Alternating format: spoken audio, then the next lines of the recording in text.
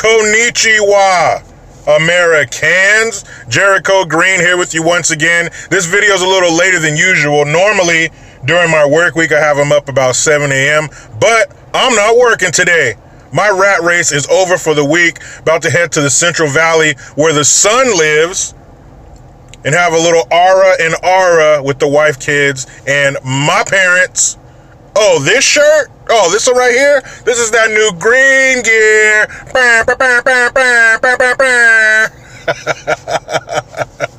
Please check out the Teespring link on my YouTube page to get your green gear. And thanks to my man, Richard Croft. He's the one who designed this. I appreciate it, man. And, people,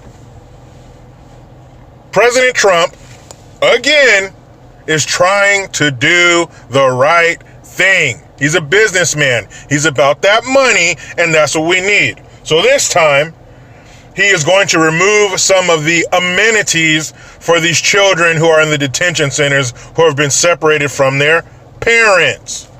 So last month, there were over 100,000 people apprehended by Border Patrol. 11,000 of those people were children. But because of this stupid-ass law in 2015, they have to be released within 20 days.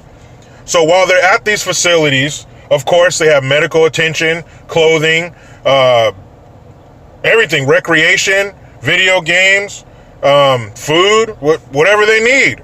There's a picture, I was reading an article, there's a picture of the kids playing soccer, having a great time. But the evil Führer, Trump, is trying to take away the fun from these children.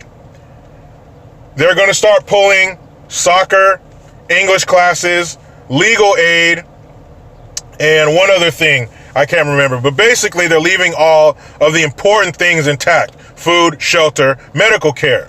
Now, where he's running into problems is in 1997, there was a settlement reached. It's called the Flores Settlement Agreement. This basically states the standards that must be at these detention centers for these kids. The aforementioned things: food, shelter, medical care, recreation.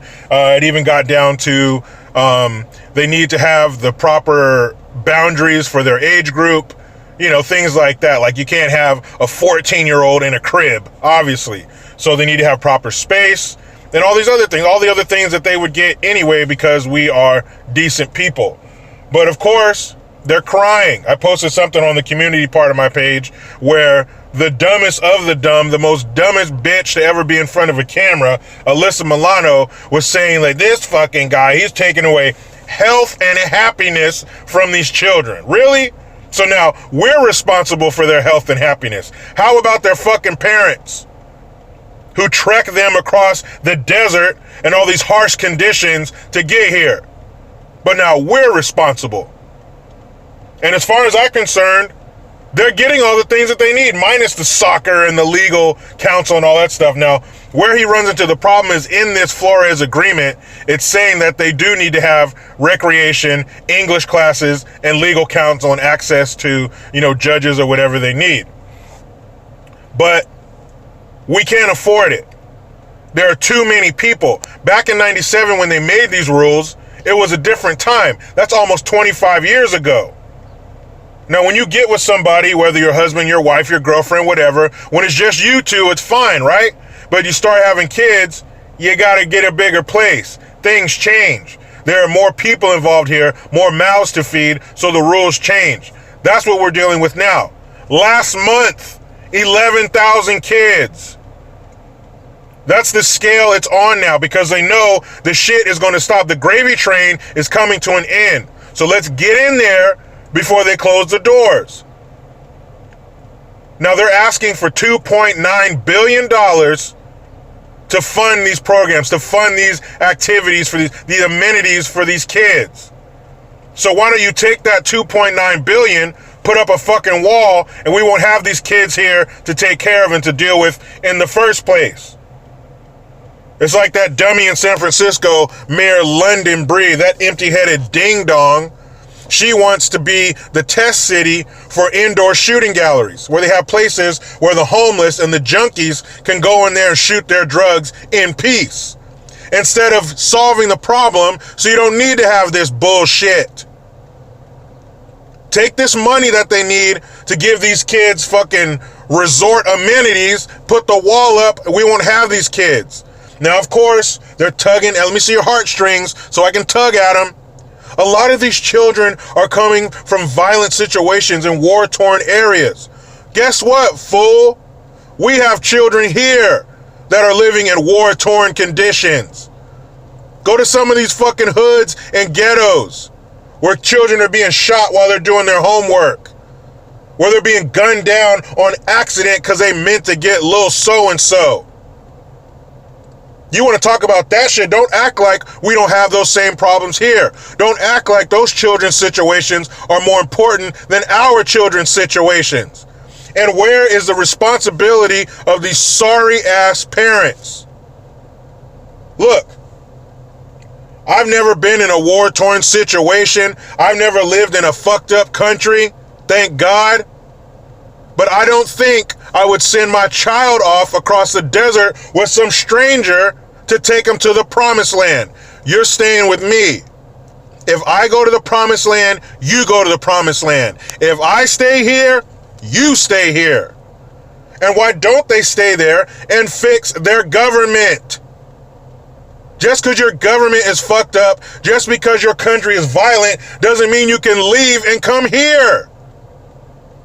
We don't owe you a damn thing. We owe American people. The Honduran, the Guatemalan, the Mexican government, they owe you, not us. We're stuck with all this horse shit. We didn't ask for this. Now these companies hiring these fools, they asked for it, not me. Not the everyday dude. Not the 9-to-5er, not the entrepreneur, not the one trying to take care of themselves and their families. We didn't ask for this bullshit. If your situation's fucked, you need to fix it. Just like we would. But if you read the headlines, the Washington Post, the Voxes, the usual suspects, these opinion pieces, they tell you the Trump administration is evil and he's taking away all the fun from these kids. Well, guess what? I don't give a shit. We don't owe you fun. We give you food, shelter, and medical care, which is more than you were getting at home. You think you were getting this kind of medical care and food at home? Apparently not, or your ass wouldn't be here. Now, these children, it's not their fault. And of course, what decent person with a heart would not want to see these kids being taken care of? We'll take care of your sniffles. We'll put a Band-Aid on your knee and we will fill your bellies. But other than that, the rest of it's gravy and we don't owe you shit. So hopefully they can update this Flores agreement so it's comparable to our times and not what we were dealing with 22 years ago. Shit's changed. It's like a dirty diaper. It's changed. It's not like that anymore. It's not 1997 anymore. I wish it was, but it's not. So I'm in full agreement with the Trump administration. We'll take care of these kids. We'll give them the basics. But soccer, English classes, and all that? No, we don't owe you that. That's fat, and we need to trim it.